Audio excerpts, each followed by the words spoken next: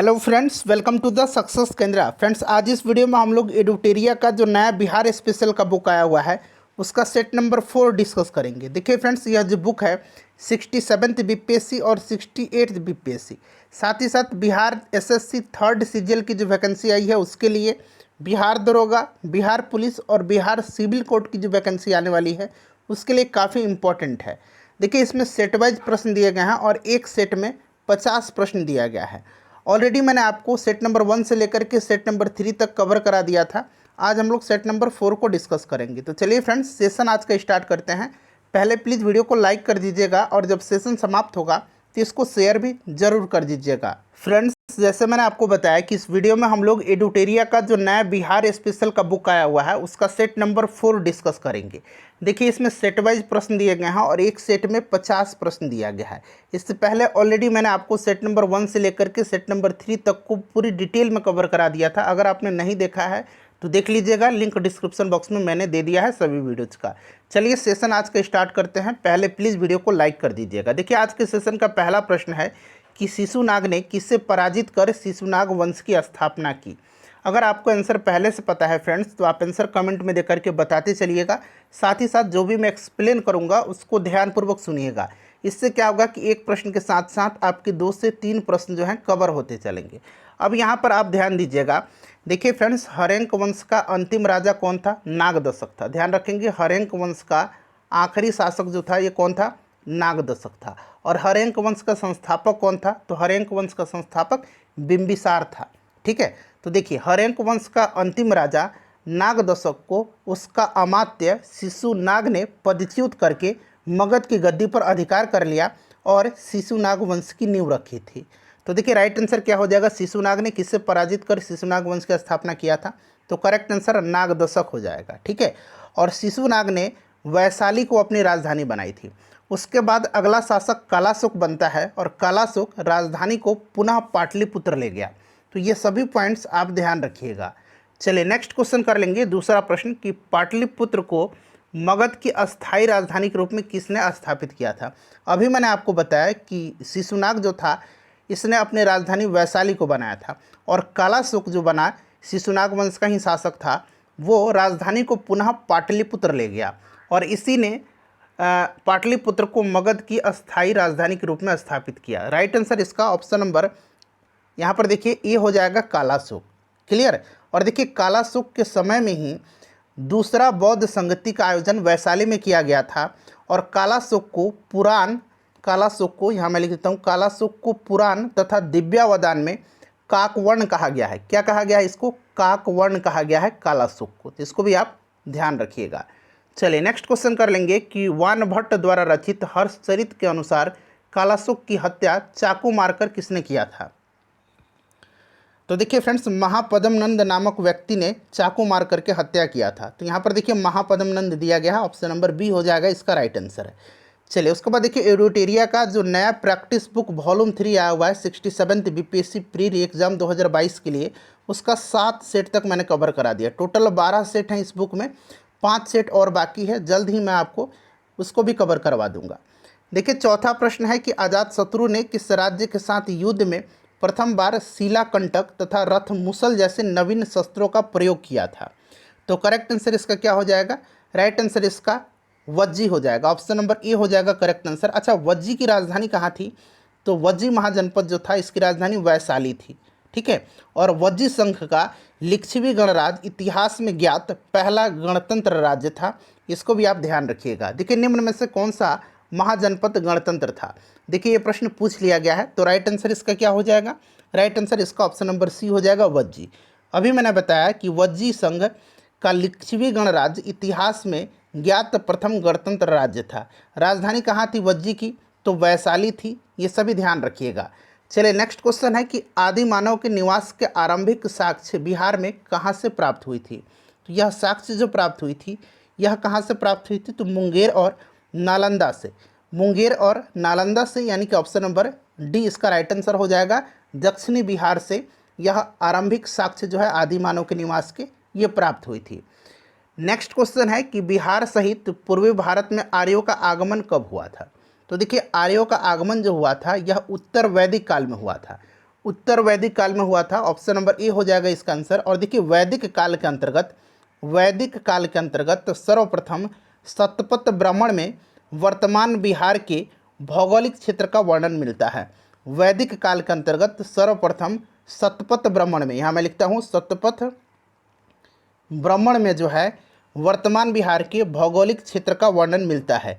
यह प्रश्न इंपॉर्टेंट है, बन सकता है आपके एग्जाम के लिए, इसको ध्यान रखिएगा।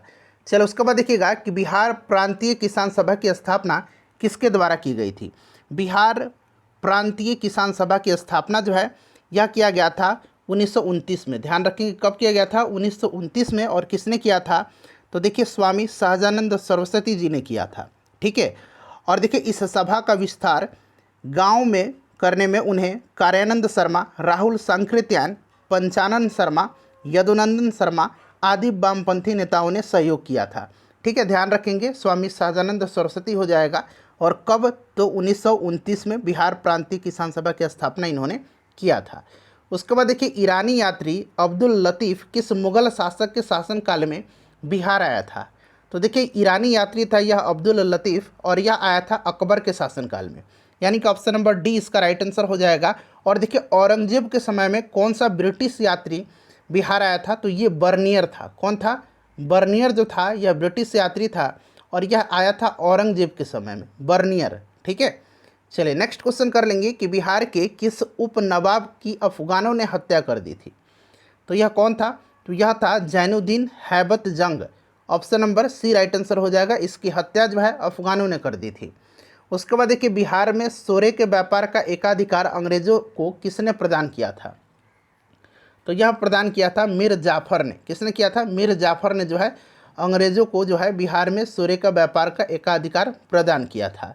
अगला प्रश्न कि बक्सर की युद्ध में अंग्रेजी सेना का नेतृत्व किसने किया था। अच्छा, बक्सर का युद्ध हुआ था कब, तो 1764 में हुआ था। ठीक है फ्रेंड्स। और देखिए इसमें अंग्रेज थे एक तरफ, और दूसरी तरफ मीर कासिम, अवध के नवाब शुजाउद्दौला तथा मुगल बादशाह शाह आलम द्वितीय की सेना थी। फिर भी इन लोगों की हार हो गई थी, अंग्रेज जीत गए थे। और अंग्रेजी सेना का नेतृत्व हेक्टर मुनरो कर रहा था। Option number C right answer हो जाएगा। अच्छा, पलासी का जो युद्ध हुआ था, पलासी का युद्ध जो हुआ था फ्रेंड्स, उसमें अंग्रेजी सेना का नेतृत्व किसने किया था, तो रॉबर्ट क्लाइव ने किया था। चलिए नेक्स्ट क्वेश्चन कर लेंगे कि 1857 के विद्रोह में कहाँ के पुलिस जमादार हसन अली खां को फांसी की सज़ा दी गई थी। तो फ्रेंड्स ये दी गई थी तिरहुत के। Option number C right answer हो जाएगा। तिरहुत के पुलिस जमादार हसन अली खां को फांसी की सज़ा दी गई थी 1857 के विद्रोह में। निम्न में से कौन सा व्यक्ति बिहार में होम रूल लीग से संबंधित नहीं थे पूछा गया। अच्छा, अगर हम बात करें तो आपको याद होगा कि बिहार में अगर हम होम रूल की बात करते हैं तो देखिए बांकीपुर में 16 दिसंबर 1916 को, 16 दिसंबर, यहाँ मैं लिखता हूँ 16 दिसंबर, ये 16 है, 16 दिसंबर 1916 को मौलाना मजहरुल हक की अध्यक्षता में होम रूल लीग का गठन किया गया था, और इसके उपाध्यक्ष नवाब सरफराज हुसैन खां बनाए गए थे। ठीक है, तो यहाँ पर देखिए मजहरुल हक है और हुसैन खां दिया गया है। ठीक है, तो इनमें से पूछा गया है कि संबंधित नहीं थे, तो ये दोनों तो संबंधित थे, राजेंद्र प्रसाद और राजकुमार शुक्ल नहीं थे, तो एक से अधिक इसका राइट आंसर हो जाएगा। चलिए नेक्स्ट क्वेश्चन कर लेंगे कि अखिल भारतीय कांग्रेस का 37वां अधिवेशन बिहार में कहाँ आयोजित हुआ था। तो फ्रेंड्स यह हुआ था आपका 1922 में, और कहाँ पर हुआ था, तो गया में हुआ था, और इसकी अध्यक्षता चितरंजन दास ने किया था, CR दास ने किया था, याद रखेंगे। तो गया इसका राइट आंसर हो जाएगा। चलिए उसके बाद नेक्स्ट क्वेश्चन है कि बिहार में राजनीतिक पीड़ित दिवस कब मनाया गया था। देखिए राजनीतिक पीड़ित दिवस क्यों मनाया गया था, तो साइमन कमीशन के विरोध में बिहार में 10 अगस्त 1929 को राजनीतिक पीड़ित दिवस मनाया गया था, 10 अगस्त 1929 को।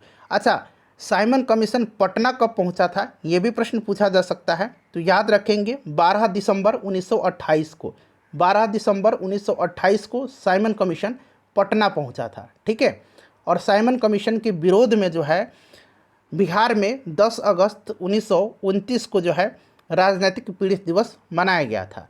नेक्स्ट क्वेश्चन है कि 1934 में पटना में स्थापित बिहार सोशलिस्ट पार्टी के सचिव कौन थे। देखिए आपको याद होगा कि 1934 में पटना में आचार्य नरेंद्र देव की अध्यक्षता में बिहार सोशलिस्ट पार्टी की विधिवत स्थापना की गई थी, और इसके सचिव जयप्रकाश नारायण थे। यहाँ पर सचिव पूछा गया है तो जयप्रकाश नारायण हो जाएगा। और वहीं अगर अध्यक्ष पूछा जाता तो आचार्य नरेंद्र देव थे। देखिए मुंगेर में सविनय अवज्ञा आंदोलन का नेतृत्व किसने किया था? तो मुंगेर में किसने किया था? तो मुंगेर में किया था श्री कृष्ण सिंह ने। Option number C right answer हो जाएगा। उसके बाद देखिए बिहार प्रदेश कांग्रेस कमेटी के प्रथम अध्यक्ष कौन थे? तो देखिए बिहार प्रदेश कांग्रेस कमेटी का जो पहला अधिवेशन हुआ था ये हुआ था कब? तो याद रखेंगे 1908 में हुआ था। ठीक है, कहाँ पर हुआ था? तो फ्रेंड्स ये पटना में हुआ था। और इसके अध्यक्ष कौन थे इस कमेटी के? तो इसके अध्यक्ष जो थे ये हसन इमाम थे, यानी कि option number D right answer हो जाएगा। चलिए नेक्स्ट क्वेश्चन कर लेंगे। और दूसरा जो हुआ था 1909 में भागलपुर में हुआ था। बिहार में स्वराज दल का गठन किसकी अध्यक्षता में हुआ था? अब यहाँ पर आप ध्यान देंगे, देखिए बिहार में फरवरी 1923 में, बिहार में फरवरी 1923 में जो है स्वराज दल का गठन हुआ था। ठीक है, और देखिए स्वराज दल का जो शाखा था बिहार में जिसका गठन हुआ था उसके नेता श्री कृष्ण सिंह बनाए गए थे। कौन बनाए गए थे? श्री कृष्ण सिंह। लेकिन श्री नारायण प्रसाद इसके प्रथम अध्यक्ष थे और अब्दुल बारी इसके सचिव बने थे। तो यहाँ पूछा गया अध्यक्षता में हुआ था तो नारायण प्रसाद हो जाएगा, option number C correct answer हो जाएगा। सचिव पूछेगा तो अब्दुल बारी थे। ठीक है, चलिए उसके बाद देखिएगा ये 20 नंबर क्वेश्चन हो गया। 21 नंबर है कि पटना में स्थापित अनुशीलन समिति की शाखा के संचालन का दायित्व किसको सौंपा गया था? तो यह दायित्व जो है सचिंद्र सन्याल को सौंपा गया था। बहावी आंदोलन का मुख्य केंद्र था, तो बहावी आंदोलन का जो मुख्य केंद्र था ये पटना था। नेक्स्ट क्वेश्चन कर लेंगे कि बिहार हेराल्ड के संपादक निम्न में से कौन थे? बिहार हेराल्ड के संपादक जो थे ये कौन थे? तो राइट आंसर हो जाएगा आपका option number B Guru Prasad Sen थे। बिहार के क्रांतिकारी नेता खुदीराम बोस को फांसी दी गई थी। ये प्रश्न कई बार मैंने जब आया था तो मैंने डेट सहित आपको बताया था कि खुदीराम बोस को फांसी जो है 11 अगस्त 1908 को दी गई थी। Option number B right answer हो जाएगा। इसीलिए मैं बोलता हूँ कि जो भी मैं एक्सप्लेन करूँगा उसको ध्यान से सुनिएगा। किसकी अध्यक्षता में वर्ष 1937 में छात्रों के राजनीति में रुचि लेने के लिए अखिल भारतीय छात्र दिवस मनाया गया था? अखिल भारतीय छात्र दिवस मनाया गया था किसकी अध्यक्षता में? 1937 में। तो यह रामवृक्ष बेनीपुरी की। ऑप्शन नंबर ए हो जाएगा राइट आंसर। अगला प्रश्न कि 11 अगस्त 1942 को, ये डेट आप ध्यान रखिएगा, 11 अगस्त 1942 को पटना में सचिवालय गोलीकांड हुआ था। ठीक है, और वहीं पूछा गया है कि 11 अगस्त 1942 को पटना में हुए सचिवालय गोलीकांड में निम्न में से कौन से व्यक्ति शामिल नहीं थे? तो इसमें जो व्यक्ति शामिल थे वे कौन थे? तो उमाकांत प्रसाद सिंह थे, शहीद उमाकांत प्रसाद सिंह, शहीद रामानंद सिंह, शहीद सतीश प्रसाद झा, शहीद जगपति कुमार, शहीद देवीपद चौधरी, शहीद राजेंद्र सिंह, शहीद राम गोविंद सिंह। तो ये 7 व्यक्ति थे जिन्होंने शहादत दिया था। इसमें से देखिए उमाकांत प्रसाद सिंह दिया गया है और यहाँ पर आप देखेंगे रामानंद सिंह दिया गया है। वासुदेव नारायण सिंह नहीं थे, लक्ष्मण दास नहीं थे। तो एक से अधिक राइट आंसर हो जाएगा। कौन से व्यक्ति शामिल नहीं थे? तो सी और डी हो जाएगा इसका राइट आंसर। उसके बाद देखिए 2011 की जनगणना के अनुसार बिहार के किस जिले का लिंगानुपात सर्वाधिक है? अच्छा, अगर हम बात करें ओवरऑल कि बिहार का लिंगानुपात क्या है 2011 की जनगणना के अनुसार, तो याद रखेंगे 918 है।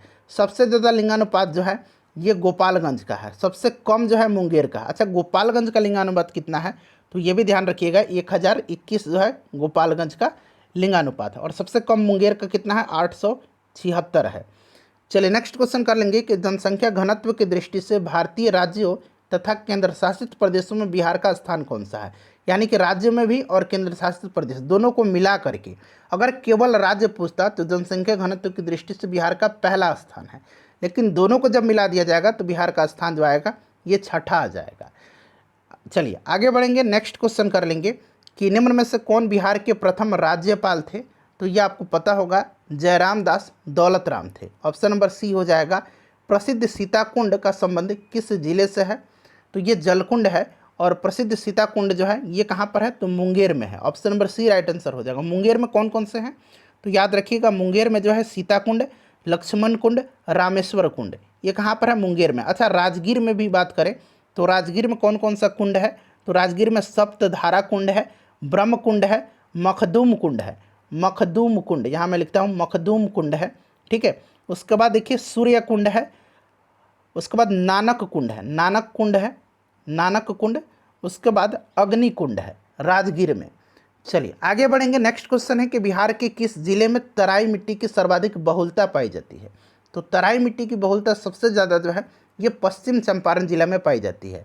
नेपाल के साथ जो सीमा साझा करता है वहीं पर यह सबसे ज़्यादा मिट्टी पाई जाती है, तराई मिट्टी। किस लोक नृत्य का संबंध बिहार से नहीं है। तो यहाँ पर देखिएगा ये सत्रिया जो है ये बिहार का नहीं है, ये असम का लोक नृत्य है। बाकी नचारी, जोगीड़ा और झिझिया ये बिहार के लोक नृत्य हैं।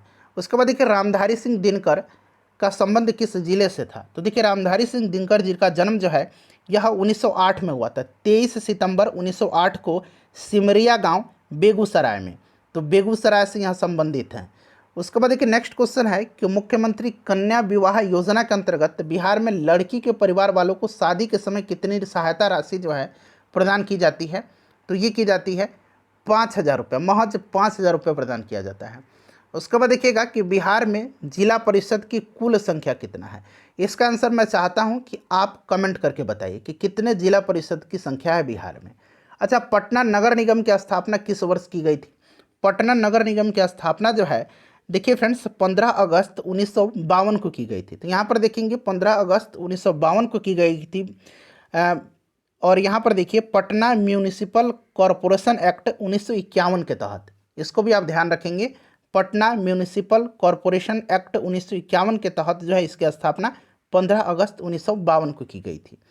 उसके बाद देखिएगा कि संविधान के किस अनुच्छेद के तहत महाधिवक्ता को विधानसभा में बोलने तथा उसकी कार्यवाही में भाग लेने का अधिकार तो है परंतु मत देने का अधिकार नहीं है। तो कल ही वाली वीडियो में मैंने आपको बता दिया था, जो लोग वीडियो को ध्यान से देखे होंगे वो लोग आसानी से बता पाएंगे। ऑप्शन सी अनुच्छेद 177 के तहत बिहार राज्य मंडल में अंग होते हैं। तो देखिए बिहार में जो है बिहार विधान मंडल के अंग होते हैं। तो बिहार में विधान परिषद भी है, तो राज्यपाल हो जाएगा, विधानसभा हो जाएगा और विधान परिषद हो जाएगा। तो एक से अधिक इसका राइट आंसर हो जाएगा। उसके बाद देखिए राज्य उच्च न्यायालय के अंतर्गत अभिलेख न्यायालय का उल्लेख किया गया है। तो यहाँ पर देखिए उच्च न्यायालय पूछा गया, वहीं अगर उच्चतम न्यायालय पूछा जाता है कि सुप्रीम कोर्ट जो है किस अनुच्छेद के तहत अभिलेख न्यायालय का दर्जा दिया गया है, तो सुप्रीम कोर्ट को अनुच्छेद 129 के तहत दिया गया है। और यहाँ पर हाई कोर्ट पूछा है तो हाई कोर्ट को अनुच्छेद 215 के तहत। बिहार विधान परिषद में सीटों की संख्या वर्तमान में कितना है। विधानसभा में 243 है, विधान परिषद में 75 है। चलिए उसके बाद देखिएगा कि बिहार में श्री कृष्ण सिंह के नेतृत्व में मंत्रिमंडल का गठन कब हुआ था। तो मंत्रिमंडल का गठन जो हुआ था ये हुआ था 20 जुलाई 1937 को। ऑप्शन नंबर ए हो जाएगा राइट आंसर। उसके बाद देखिए राज्यपाल को शपथ कौन दिलाता है। तो राज्यपाल को शपथ जो है वो राज्य के मुख्य न्यायाधीश दिलाता है। ऑप्शन नंबर सी हो जाएगा। ब्रह्मयोनी पहाड़ी बिहार के किस जिले में है। अब यहाँ पर देखिए कुछ मैं हिल्स का नाम बता रहा हूँ जो कि गया में है, ब्रह्मयोनी हिल गया में है। उसके बाद देखिए डुंगेश्वरी हिल, ठीक है, यहाँ पर पूछा जाएगा कि डुंगेश्वरी हिल कहाँ पर है। तो फ्रेंड्स यह कहाँ पर है, तो यह गया में है। उसके बाद देखिए रामशिला हिल्स, रामशिला हिल्स कहाँ पर है, तो यह भी गया में है। प्रेतशिला हिल्स कहाँ पर है, प्रेतशिला हिल्स, तो प्रेतशिला हिल्स भी गया में है। ये सब ध्यान रखिएगा, ठीक है। चलिए उसके बाद देखिएगा कि 2021 में प्रसिद्ध कलरव महोत्सव का आयोजन किस अभ्यारण्य में किया गया था। तो यह किया गया था बिहार का पहला यह पक्षी महोत्सव है और इसका आयोजन नागीनकटी पक्षी विहार में जो कि जमुई में है वहीं पर किया गया था। चलिए उसके बाद देखिएगा कि प्रसिद्ध राजगीर रोपवे का निर्माण किस देश के सहयोग से किया गया। तो फ्रेंड्स यह किया गया है जापान के सहयोग से। प्रसिद्ध तीर्थ स्थल थावे किस जिले में स्थित है। तो थावे जो है ये गोपालगंज जिला में है, ठीक है। आप में से बहुत लोग जो है गोपालगंज जिले के भी होंगे, जो बाहर जिले के होंगे वो लोग भी यहाँ पर माता का दर्शन करने अवश्य ही जाते होंगे। देखिए उसके बाद देखिएगा कि बिहार का सबसे लंबा राष्ट्रीय राजमार्ग निम्न में से कौन सा है। तो यह NH31 है जो लगभग बिहार के सभी भाग से गुजरता है। तो NH31 हो जाएगा। उसके बाद देखिए बिहार में सर्वप्रथम रेल परिवहन की शुरुआत कब की गई थी। तो सर्वप्रथम बिहार में जो है 1860-62 में रेल परिवहन की शुरुआत किया गया था। उसके बाद देखिए प्रधानमंत्री नरेंद्र मोदी द्वारा पटना मेट्रो प्रोजेक्ट का शिलान्यास जो है कब किया गया। ये डेट आपको ध्यान रखना है। शिलान्यास किया गया था 17 फरवरी 2019 को, ठीक है। ये डेट सहित याद रखिएगा। बिहार के कुल कितने सीमावर्ती जिले हैं, यानी कि सीमावर्ती जिलों की संख्या कितनी है। तो सीमावर्ती जिले कौन से हैं, जो बाहर के जिले हैं, मैप में आप देखेंगे बाहर के जो जिले हैं जो दूसरे स्टेट या दूसरे देश के साथ सीमा साझा करते हैं, तो वैसे में मैं आपको बता देता हूँ, ईजी तरीका याद रखिएगा। देखिए पश्चिम बंगाल जो है ये से 3 जिला सीमा साझा करता है, उत्तर प्रदेश से 8 जिला हो गया।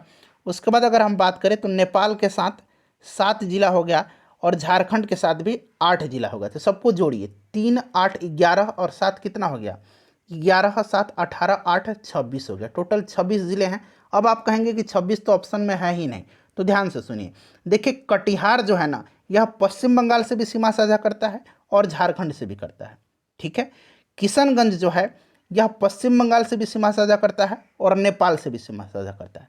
पश्चिम चंपारण जिला जो है यह उत्तर प्रदेश से भी सीमा साझा करता है और नेपाल से भी सीमा साझा करता है। रोहतास जो है यह उत्तर प्रदेश से भी सीमा साझा करता है और झारखंड से भी सीमा साझा करता है। तो ये 4 जिले जो हैं यह 2, अगर हम बात करें, या तो देश या फिर राज्य के साथ सीमा साझा करते हैं। तो इन 4 जिलों को में से 4 हटा दीजिए, तो यहाँ जब 26 में से आप 4 माइनस कर देंगे तो कितना बच जाएगा, यानी कि 22 बच जाएगा। ऑप्शन नंबर सी इसका राइट आंसर हो जाएगा। फ्रेंड्स वीडियो को लाइक कर दीजिए और प्लीज़ इसे शेयर